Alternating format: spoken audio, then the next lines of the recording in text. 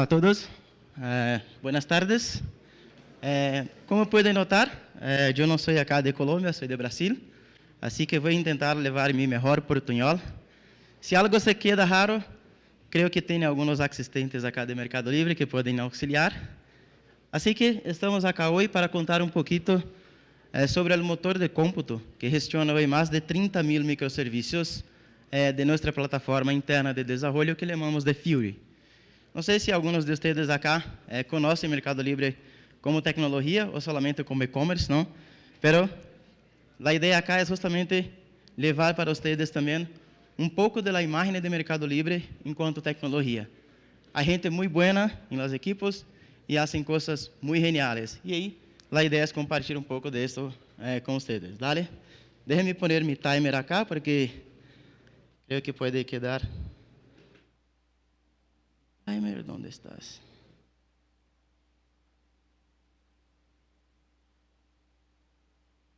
Agora sim. Dale. Meu nome é Marcelo Quadros, eu sou software expert em Mercado Livre, estou trabalhando em Mercado Livre há cerca de 4 anos. E acá está meu LinkedIn.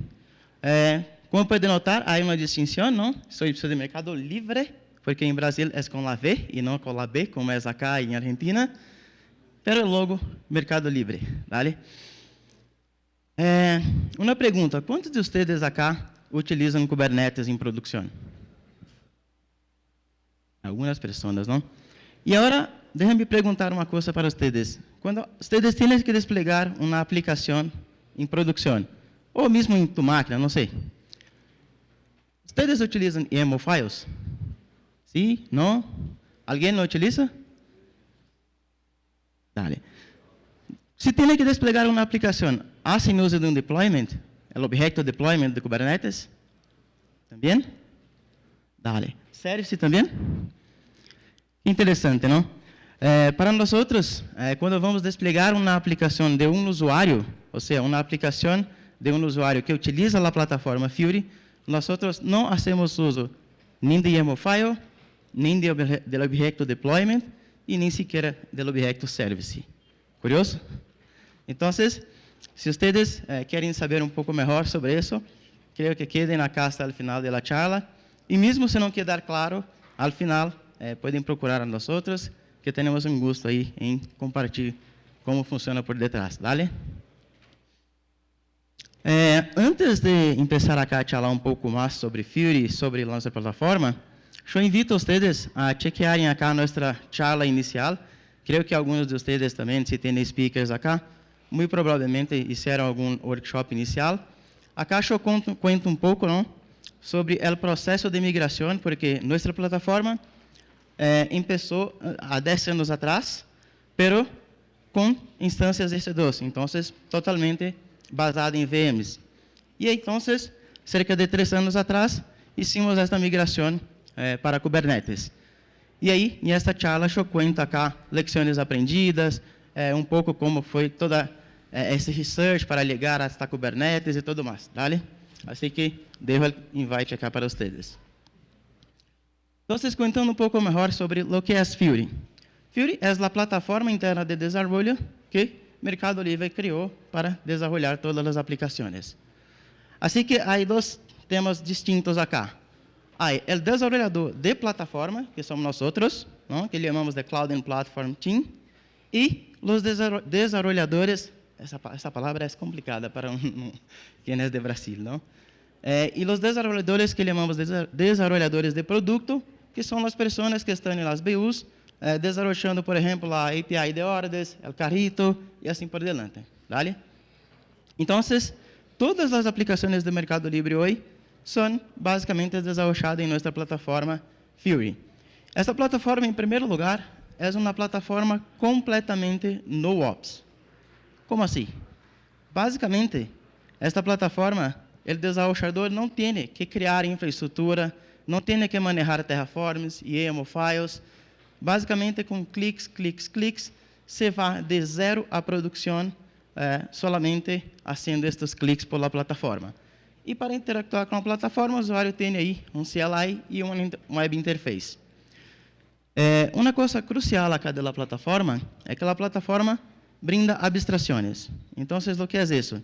Se eu necessito um serviço de banco de dados, eu vou à consola da AWS e provisiono um RDS? Não. Eu vou à consola de Fiori e digo, quero um serviço. ¿Vale? Então, isto é a abstração. Então, outra coisa importante, não? Trabalhamos bastante com estandarizações. Então, por isso, a plataforma suporta um set de tecnologias. Por exemplo, Golang, Python, Java e assim por diante. E por que isso? Porque não queremos que uma companhia do tamanho do Mercado Livre tenha distintas tecnologias, porque o estándar é muito importante. Então, se se cria uma aplicação Golang, todas as aplicações Golang já têm um release process listo. Então, algumas das vantagens, não? Se eu hago o build de minha aplicação, tenho que desplegar. Então, há as estratégias de despliegue, como Blue Green, Canary e assim por diante. Como eu falei, o desenvolvedor não tem que se preocupar com a infraestrutura. Por quê? Isto é uma responsabilidade da plataforma. Lo mesmo, eu criei minha aplicação, agora está em produção, eu necessito de um banco de dados, vou a Fiori. Necessito de um cachê, vou a Fiori. Necessito de um Key Value Store, vou a Fiori. E que serviço de Key Value Store estou utilizando? Qual é o serviço por detrás? Para o desenvolvedor, não importa. Eu utilizo uma SDK de Fiori e Fiori vai falar com algum provider que pueda servir para nós outros como back-end, por exemplo, DynamoDB. ¿Vale? Obviamente, não podemos olvidar de observability. Então, a plataforma te brinda também com alertas, logs e métricas. Se estamos falando de computo, ou seja, é bastante caro, não? Então, também temos aí muitos modelos para optimizar isto, não? Como vão ver mais adelante, hacemos uso de Carpenter, que também nos ajuda um montão com isso. Alguns modelos de AI para ajudar com toda essa questão de predição e tudo mais, para justamente ter a melhor oportunidade com a plataforma. E, por último, obviamente, ter a segurança. Acá um pouquinho melhor sobre como é a arquitetura. Fiori é basicamente uma capa de abstração, como eu te falei, que o usuário tem tanto uma web interface para interactuar, um CLI, porque quem é um desenvolvedor não vive sem uma terminal, não? Então, temos também. E aí, por detrás, temos os módulos. ¿Vale? Então, esse é o módulo de cômputo, que é o que vamos enfocar hoje.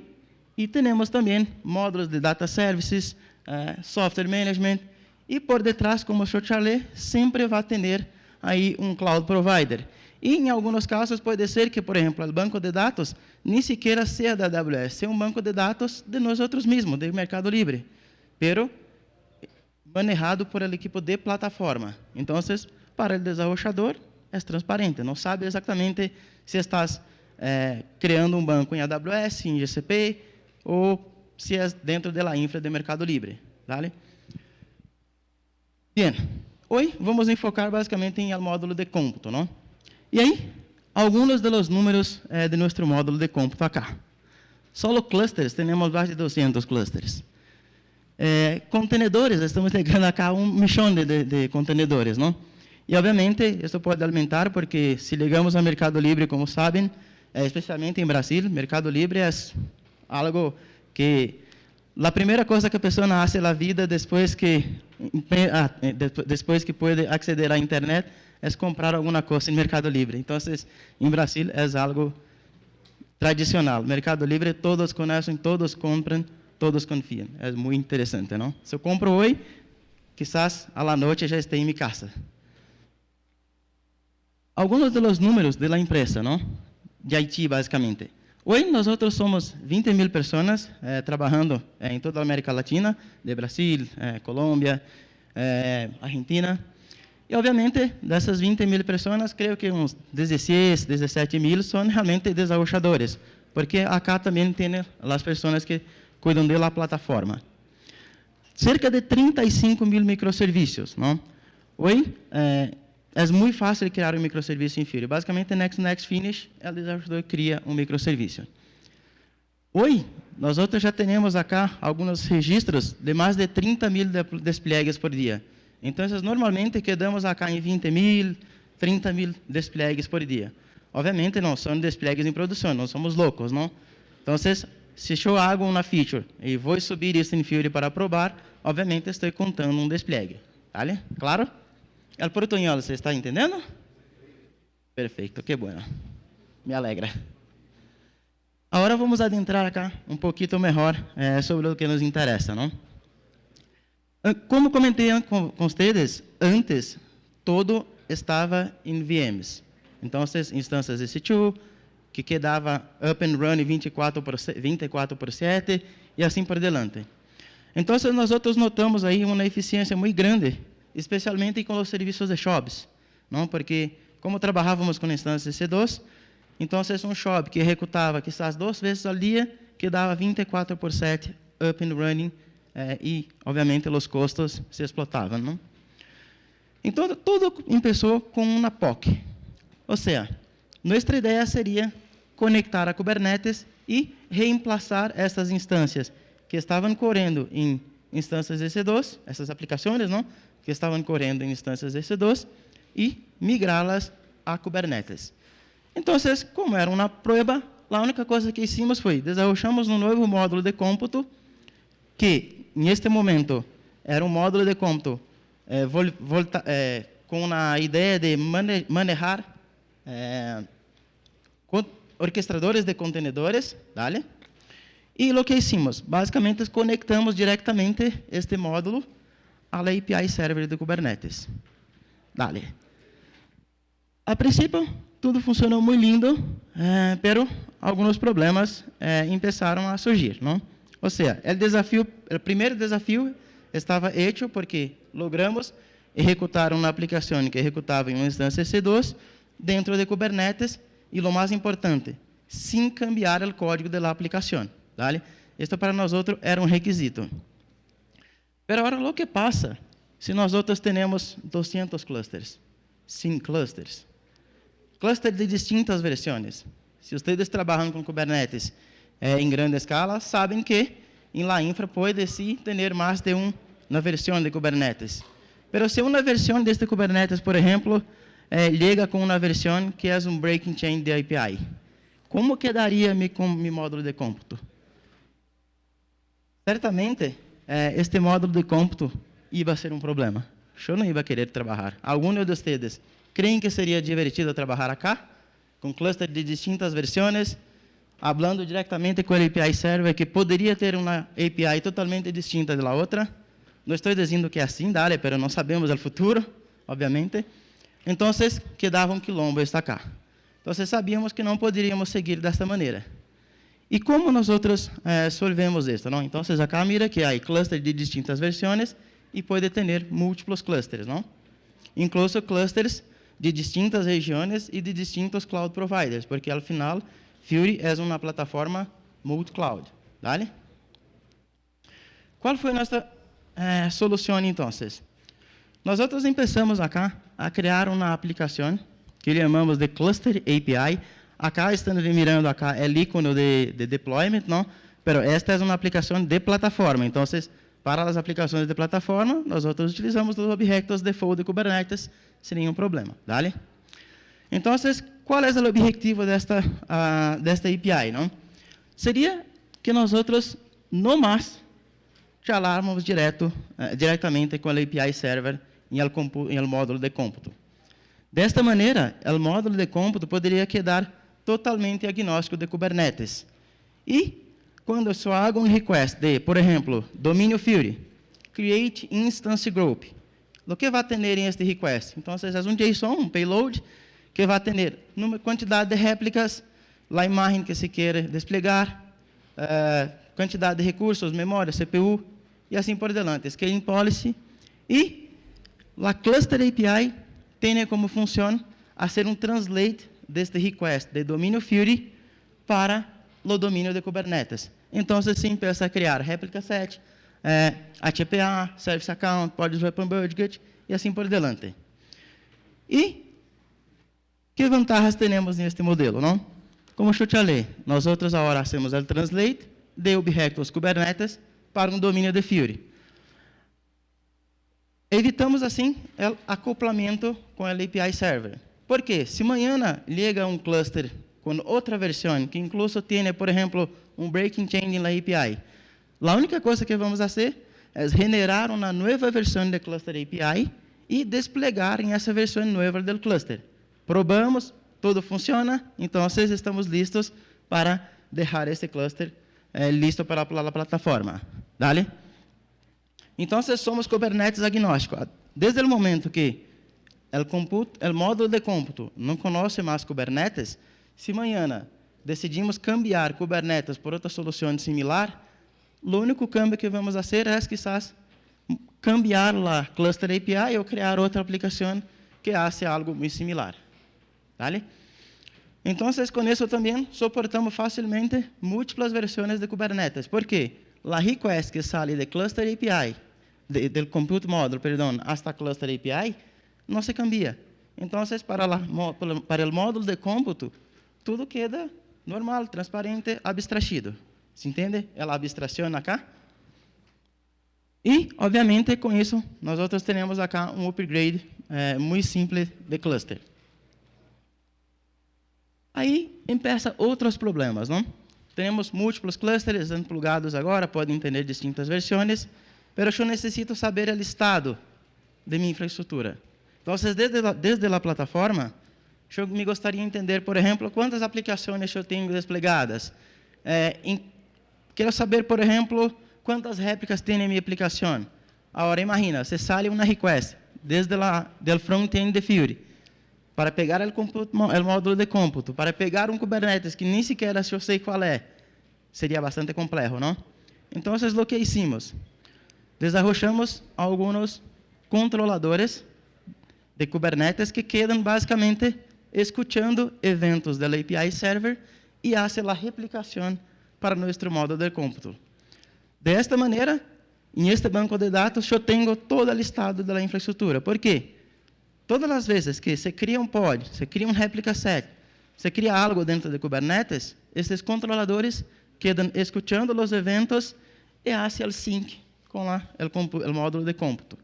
Desta maneira, nós temos a mesma foto em el banco de dados do que em LTCD do Kubernetes. E isto com vários clusters. ¿Vale?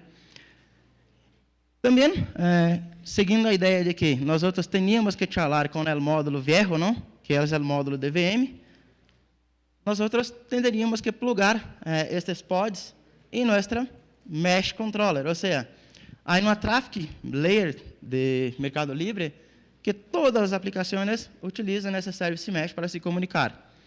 E o que hicimos acá? Que exatamente nós levamos de informação para este módulo de mesh?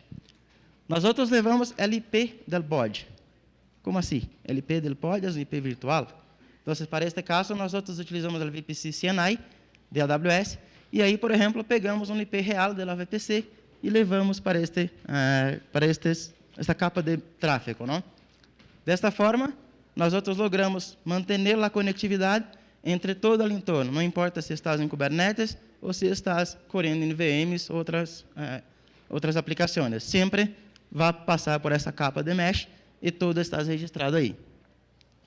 E, obviamente, há outros controladores que não vou entrar muita hora em detalhe, mas basicamente isso, não?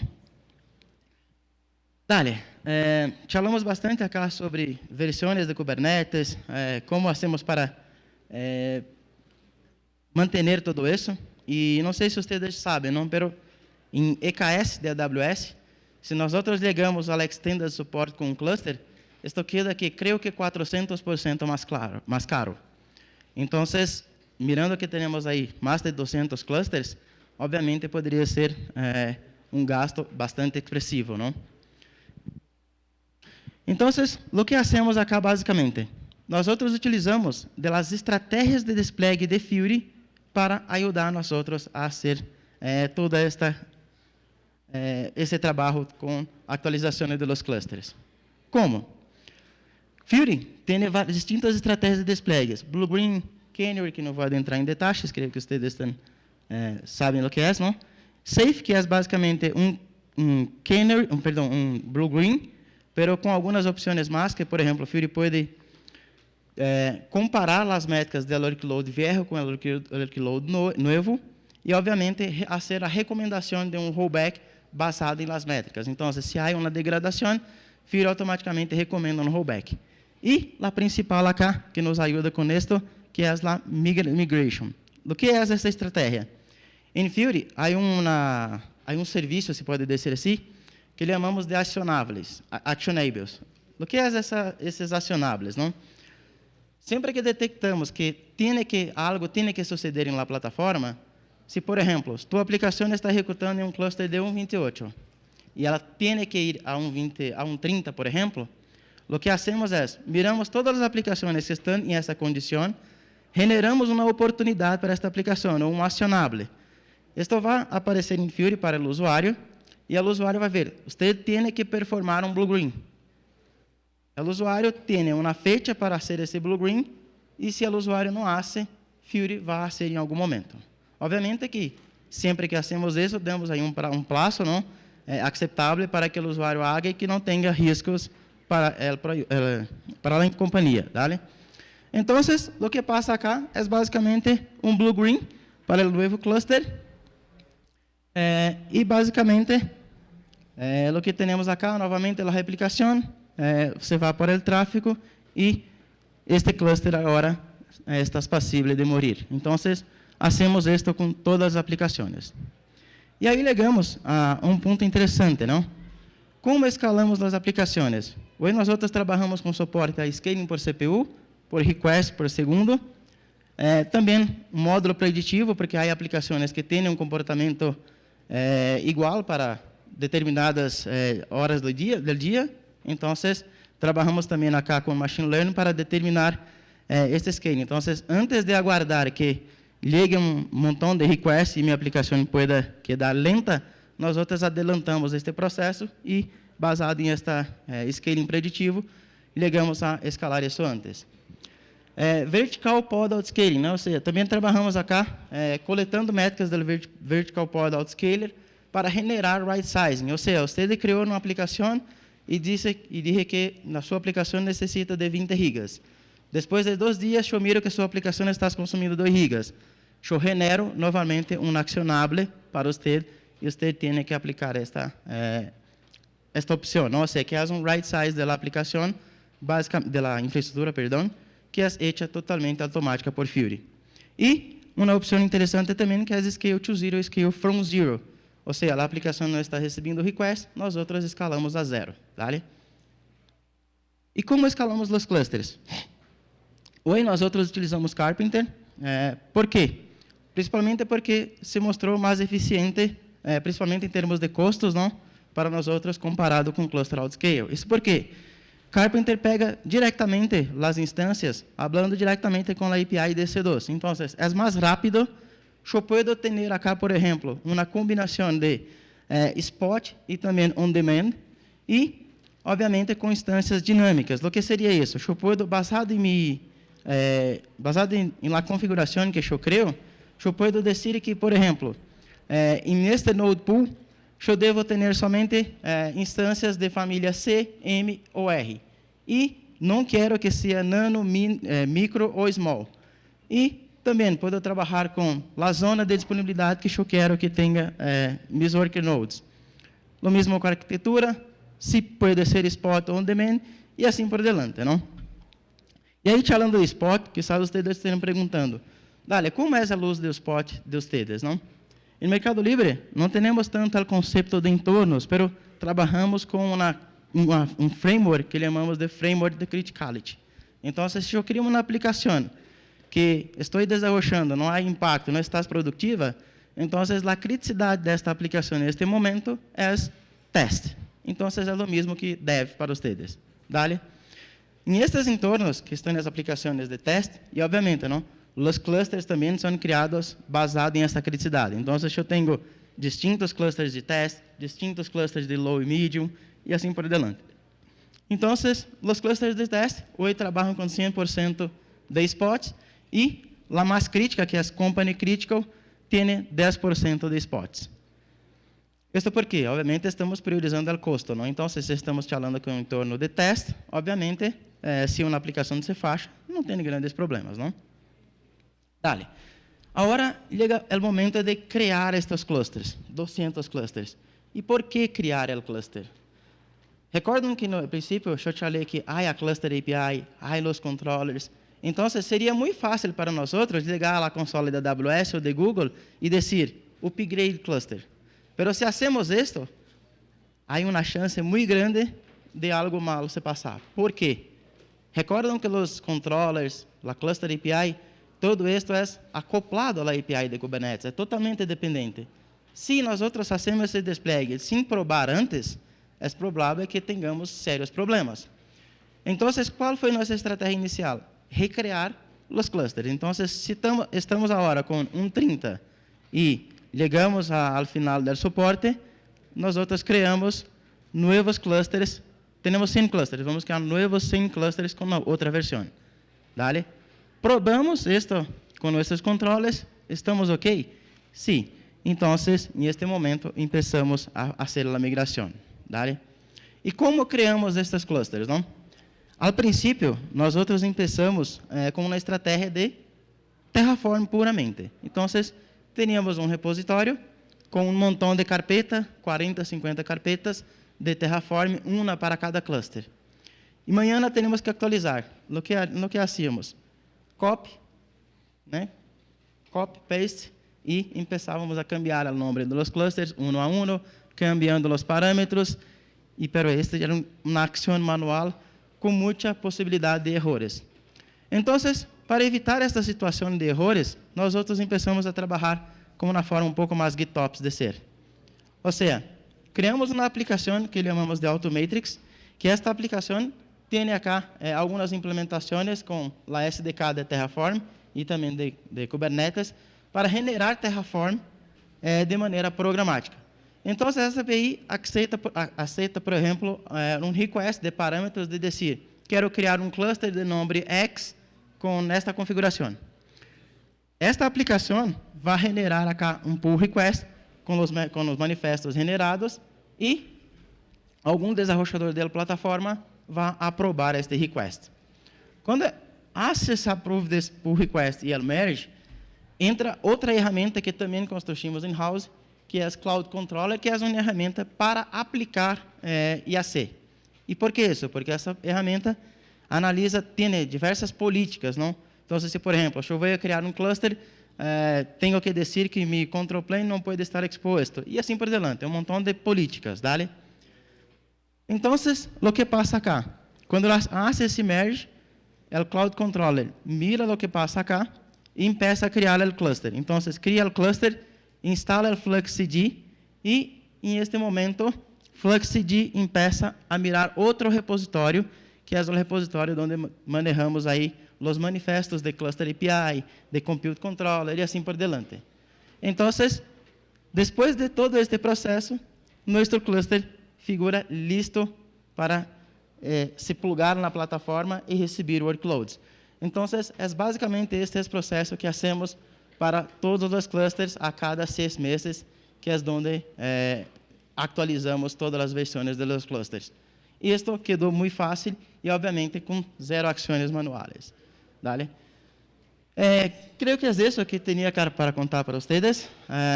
Pido que se tenham perguntas, dúvidas, por portunhol, perdão. Me chame em LinkedIn, que aí queda mais fácil. Dale? Um gosto e muitas graças aí por a oportunidade.